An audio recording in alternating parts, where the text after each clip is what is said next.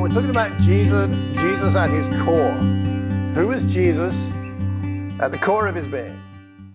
What was he actually in his substance? What was the main thing about Jesus living on this earth that he wanted us to understand and know about him, and so on? Now, the core really matters physically, doesn't it? You can do a lot of work on the periphery of the body and the outside of things, but if the core isn't right, so I looked up core Pilates exercises on the internet, and 99% of the photographs were of people about 16 years old who were thin and had abs like mountain ranges. But I rather preferred this one of an old chap, which is more like me. So, but you've got to work at your core, haven't you? I had some aches and pains as I'm getting older. I've got a bad neck with a problem in one of my joints there, thingies, whatever it's called. And, I've had some knee surgery, and, my back's a bit... And I went to Debbie. Some of you will know Debbie, and I said to her, I need some help. And I thought she'd give me some nice, easy exercises. So you gave me these easy-looking exercises. She came around to the house, demonstrated these, all lifting your leg a little bit this way and lifting your center of your body a bit this way, and it looked easy. And I tried them, and I mean, honestly, I was sweating. I was sweating in a few seconds, even though I wasn't really moving very much. And you need that to deal with the core, because without a good core, you can fiddle with the rest of your body, but you're messed up. And sometimes with Jesus, we can get the wrong impression. And sometimes I think the world might have the wrong impression about what Jesus is really about. What's at the core of his being? What's the main thing he wants us to understand? And we're looking at this particular passage because we're building up towards the Beatitudes teaching day on the 29th. So last week, this week, and next week, we're looking at Matthew 4 and what's going on in the build-up to Matthew 5 and the Sermon on the Mount. So last week, we looked at how Jesus was heralded by John the Baptist. Here is the Messiah, basically. He was baptized by John the Baptist in the Jordan. Then God came down and said, this is my son whom I love. With him I am well pleased. So he got God's approval or commissioning, in a sense, you could say. And then last week we talked about how he was tested in the wilderness, not for the sake of testing, or not even just to pass a few tests of temptation, but to be prepared for the work that God had in mind for him. So that's where we are so far. And now we're looking at the next phase. And next week we'll look at one more as we go through and figure out what's going on here. So let's read that passage, and then we've got a few things to discuss together. So Matthew chapter 4, and picking it up in verse 12. Matthew 4, verse 12. When Jesus heard that John had been put in prison, John, that's his cousin, John the Baptist, he's talking about there. He withdrew to Galilee. Leaving Nazareth, he went and lived in Capernaum, which was by the lake in the area of Zebulun and Naphtali, to fulfill what was said through the prophet Isaiah, land of Zebulun, land of Naphtali, the way of the sea beyond the Jordan, Galilee of the Gentiles. The people living in darkness have seen a great light. On those living in the land of the shadow of death, a light has dawned. From that time on, Jesus began to preach, repent, for the kingdom of heaven has come near. As Jesus was walking beside the Sea of Galilee, he saw two brothers, Simon, called Peter. Simon, right, Simon? There you are. Your name checked there. Simon and his brother Andrew, they were casting a net into the lake, for they were fishermen. Come, follow me, Jesus said, and I will send you out to fish for people. At once, they left their nets and followed him. Going on from there, he saw two other brothers, James, son of Zebedee, and his brother John. They were in a boat with their father Zebedee, preparing their nets. Jesus called them, and immediately they left the boat and their father and followed him. We'll stop there for today. We'll look at the next bit next Sunday. So what's going on? Okay, a little bit of geography and history, just to put us in the picture of what's happening.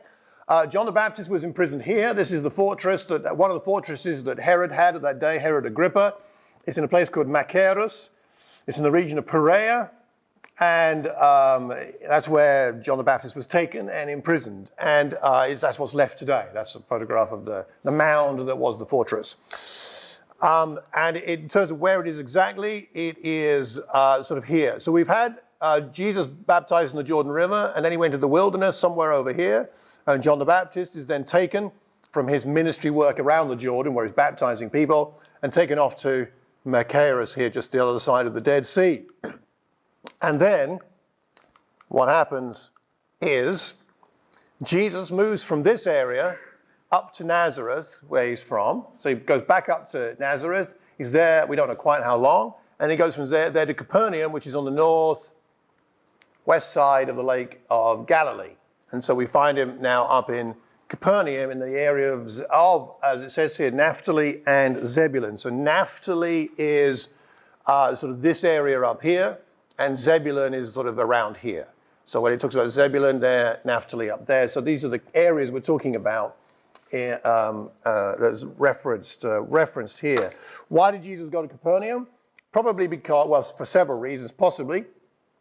But a lot of trade routes running through there. So in terms of him spreading his message, people that might have heard him would go on and spread his message elsewhere. A big junction, really, there at Capernaum, north-south and to some degree east-west. He probably worked there for a while and probably lived in Peter's house. Now, so I've got something else for you here.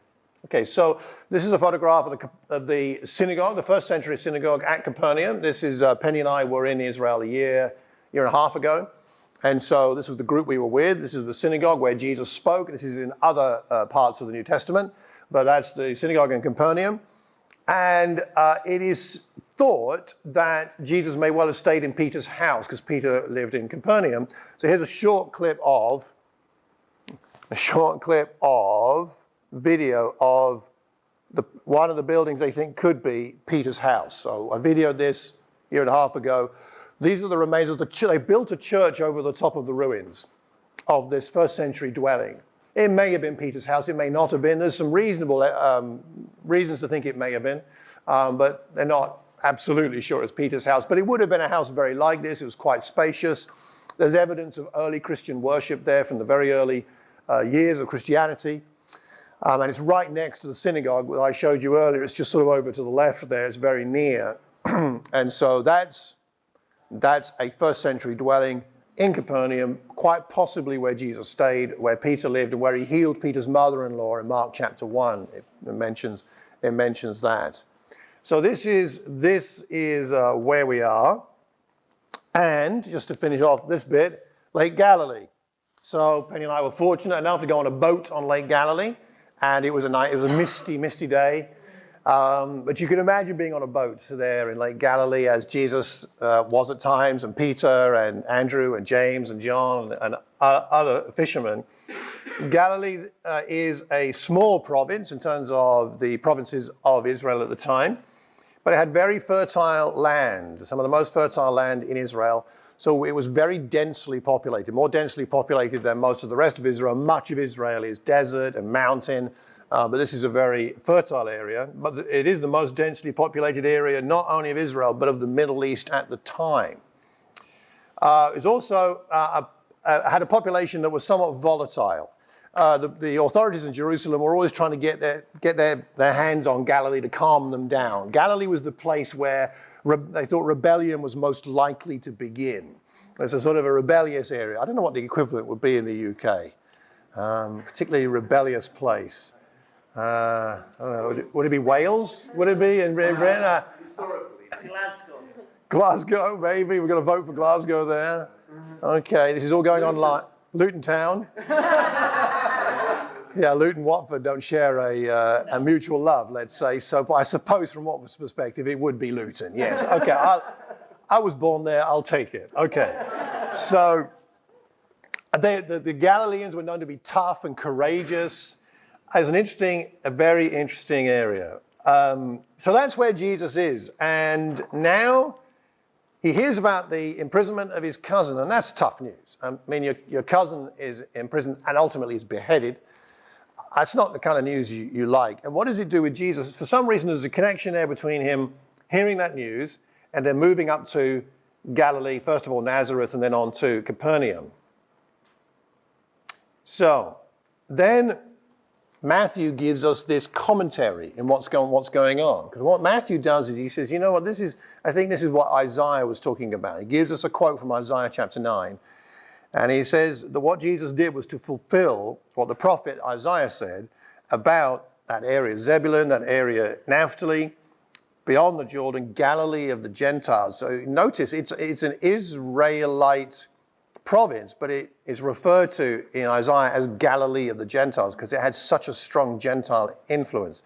It was regarded again by the priestly authorities in Jerusalem with great suspicion, those sort of semi-heretics up there in Galilee. They can't be trusted. They've got too much Gentile influence.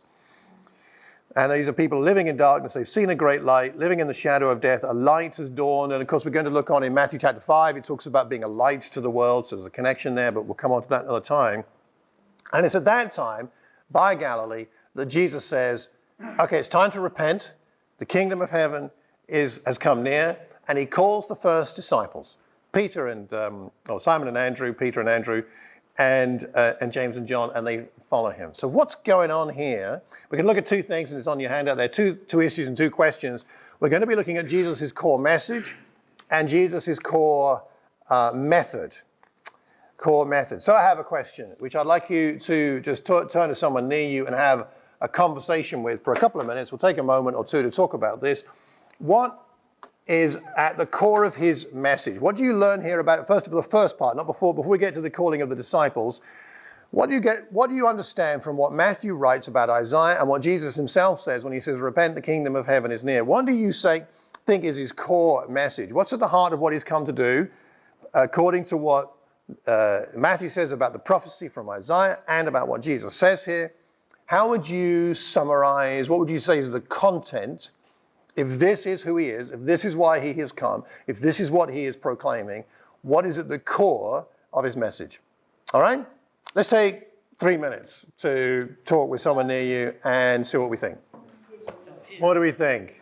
All right, well, let's throw out a few things and let's see what we've got. What's at the core of his message as far as we can tell from the evidence we have in front of us here? Yeah. Obedience. His message is obedience. Okay. All right, yeah. Makes sense, yeah. We kind of concentrated on the phrase, the kingdom of God has come near.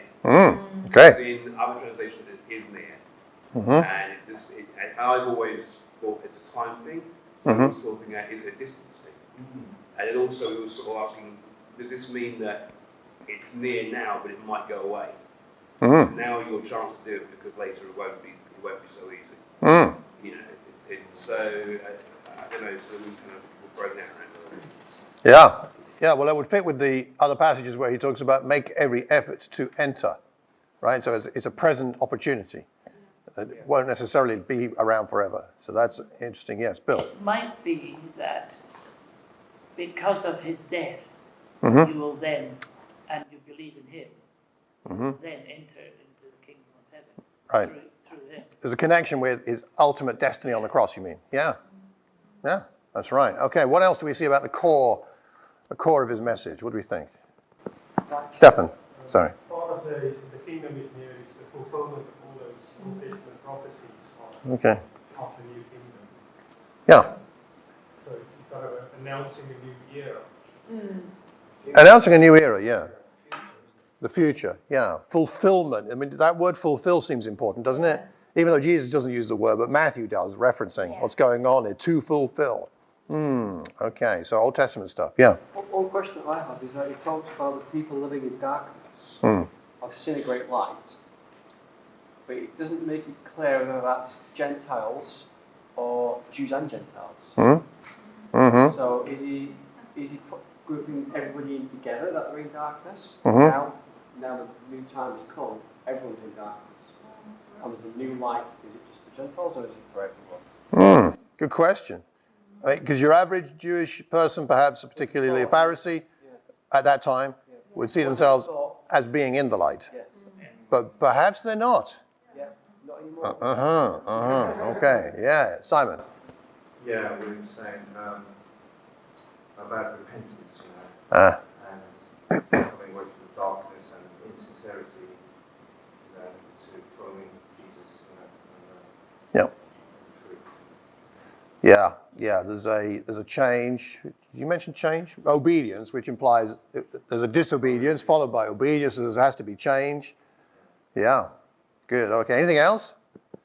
Anything else at the core? Yes? I want to add what Simon said in our group as well. He said it's not just about the religion, it's about action and sincere change.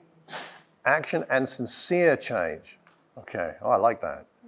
The Beatitudes are all about that, so we'll come on to that when we teach it, but it's about the change of the heart. Yeah, the core here. So a couple of things that seems, I'll just mention, struck me. One is that it is for all people. Part of the core of Jesus' message is this is for everybody. So everybody, excuse me, I think I'd agree with you in the sense that everybody's in the same category in the darkness. Whether you're Jew or Gentile, there is darkness. I have come to bring light. So it's the same for everybody, and it's a message for all peoples, all nations, all times, all cultures, all races. It's for everybody. Revelation talks about how the good news and the gospel have come for the healing of the nations.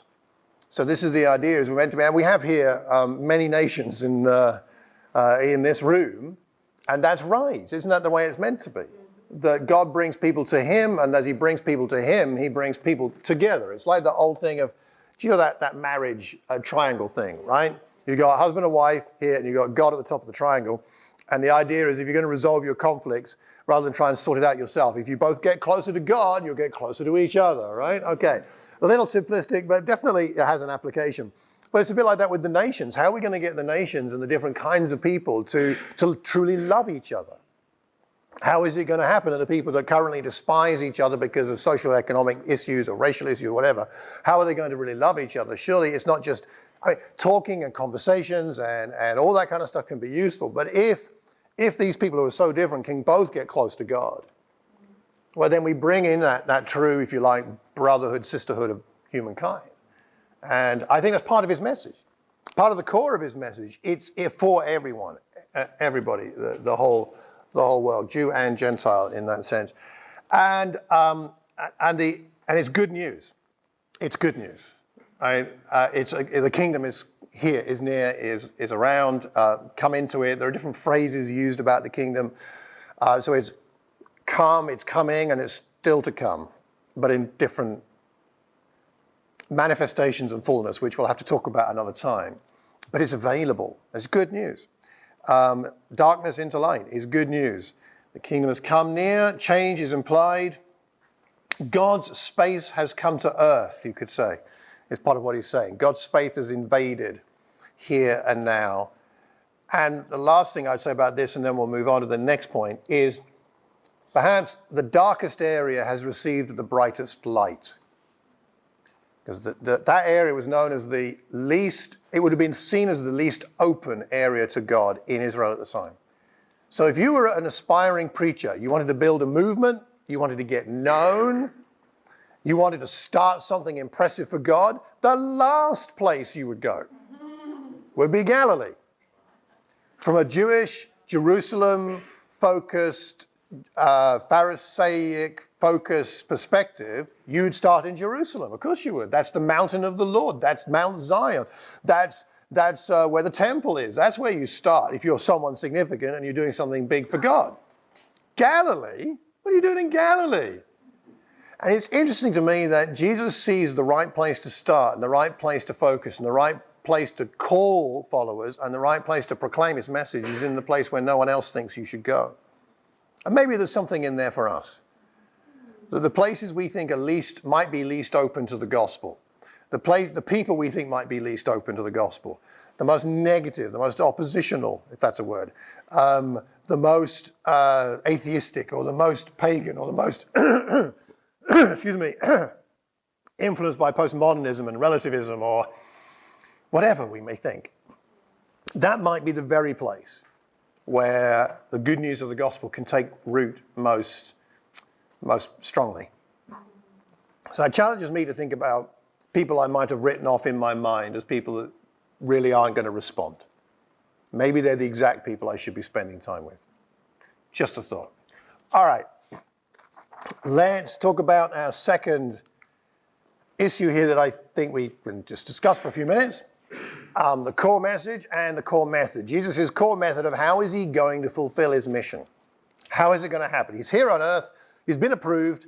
He's been tested and prepared. How is it all going to work out? And so our question for the next few minutes is, when he calls these men, Simon and Andrew, James and John, when he calls them, what do you think they understood him to be calling them to? So you need to try and do a little bit of selective memory wiping in what you already know that they went on to do. Because although you know that, and we all know that, they didn't at the time. So try and imagine you're on the lake there, or you're by the lake, or you're mending your nets, and Jesus comes, and you know who he is because we know that they were already disciples of John the Baptist, and they'd heard John the Baptist talk about him, so they definitely knew a bit about him. But what do you think they thought he was calling them to? Try and get inside their heads for 3 minutes, see what you find, okay? Here's this rabbi they've heard about, they've met maybe once or twice, they've heard him preach and teach a bit. And this rabbi, by the way, of course, rabbis didn't do this in this day and age. So this is a very unusual thing. So if you wanted to be the disciple of a rabbi in that day, you went and interviewed with the rabbi. And you go and say, excuse me, rabbi, could I be your disciple? And they'd say, well, blah, blah, blah. They'd interview you, and then they'd say yes or no. For a rabbi to go and ask people to follow him was unheard of.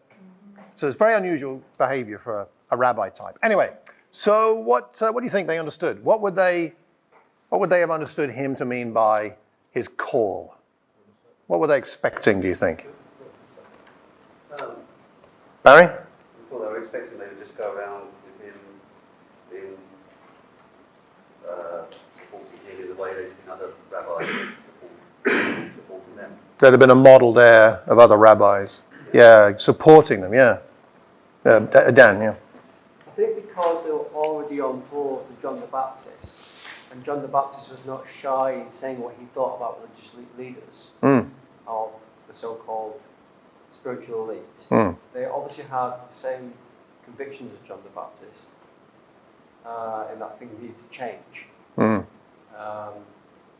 I think maybe that was influenced by where they lived, the fact that rubbed shoulders with Gentiles and Jews, and that multicultural society. But when they heard maybe the new message was about not just religious leaders changing, but a new message for everyone, and that they were chosen by him, they thought, wow, this is an opportunity to be part of something new, and something new which could change. Yes. That was going through their heads at the time. Yeah. No, that would make sense because they know what John the Baptist has been preaching, a baptism of repentance for the forgiveness of sins. He has been rebuking the religious leaders for their hypocrisy, and they know that Jesus is aligned with John the Baptist in that sense. So yeah, It's a natural continuation. Yep, very much so. Good point. Yeah. Okay. Anything else? What else? Yes. I was thinking that knowing already what they were hearing from John the Baptist, they finally, when they had the chance to hear from Jesus, it was like, oh, so it's true. Wow, we have to. There is no other way. We would be foolish not to do it. Yeah. I think that was kind of, no. I can't miss it. I just can't. It's for me here. Right. I've got to grab it. And the jobs were, oh yeah, maybe you're right. This job may not, last forever. So what you're telling me to do could be different. Okay. Exciting opportunity. Good. Anything else? Simon, what you got? Well, I was just thinking these guys are kind of Joe Blogs, and giving an very much. opportunity to, progress in life, rather than just, they must have been a bit frustrated and things like that, doing fisherman jobs sometimes, But no, they, Jesus giving them some attention. Sure. Yeah, they could have felt very affirmed, not quite the right word, valued. Valued, Maybe, yeah. I mean, he had some kind of magnetic personality which drew people to him. And I think that was part of it as well. Well, and we'll look a bit more about that next week because that fits in well with the next section as to his where that came from in a sense, his mixture of strength and warmth. But we'll talk more about that next week. Thanks. Yeah. Yeah, he was taking them on an adventure. Yeah. Right?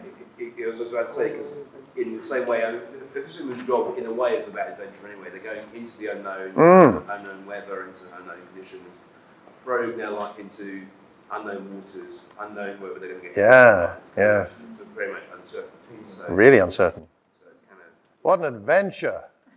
The life of a disciple is an adventure, whether we're called to follow Jesus physically or not. Okay, a couple of thoughts, and then we need to wrap up. I think it's interesting that Jesus, first of all, chooses fishermen. We know later on he goes on to choose all kinds of other people, but he starts with a bunch of fishermen. And it's interesting to speculate as to why fishermen might be particularly suitable to being disciples. But we can discuss that another time. But there's something there about, there's certainly courageous people. The squalls on the lake were stormy. I mean, you had to be courageous. You had to be very patient. Fishing is not something you can do when you're in a hurry. You had to persevere out there all night fishing. You have to be flexible. There are different kinds of net for different kinds of fish. You need to know how to adapt. You have to be properly unobtrusive, because if you scare the fish, then they won't stick around, right? And so you've got to know how to be quiet and still. And you've got to have a good sense of timing, again, for fishing. And proper fisher people would say more than that, I'm sure. But it's interesting how a lot of those things are appropriate for someone who wants to follow Jesus. There is things there about timing and about being unobtrusive and about perseverance and patience and courage. Interesting. So the thing I was praying about this morning, and I'd like to leave this thought with you, not quite the final thought, but just a thought, is why did God call you? As in, what I mean by that is, he loves everybody, but I'm guessing there are some characteristics that you have through your experiences, through your personality, through your strengths, that would make you suitable to be a disciple in a way. Like, what would be the ways that God would use you as a disciple he might use differently from the way he would use me? What is it about your background, your experience, your training, your whatever it is, that you think that, this is useful as a follower of Jesus Christ? Might want to think about that and pray about that. I think it's interesting to think about that. Not the core of the point of the core of the message that we're dealing with today, but I just thought it was kind of interesting. So Jesus at his core. The last thing I want to say about the method, about him calling the disciples, is this. A negative and a positive. Jesus, when he was calling people to follow him, he wasn't calling them to measure up. He was only calling them to follow. And I think this has great relevance for all of us, but particularly for any of us who really struggle to believe that you can be a disciple. That that's really for you. Because one of the barriers to following Jesus is the sense, I just can't do this. The standard's too high. I mean, look, Jesus is just perfect.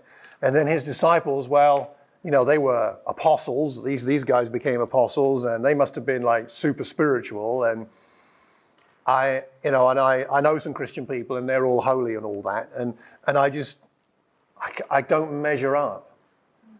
And there are things to understand about becoming a follower of Jesus, a disciple, that change the way we live, and we live by different standards and values, and that's why Jesus says in this passage, repent. There's a change that needs to happen. But it's not about measuring up. It's just about following. And it creates simplicity for us. I need to be asking myself in my own discipleship to Jesus Christ, not so much, am I measuring up? Because the answer is always no. I never measure up.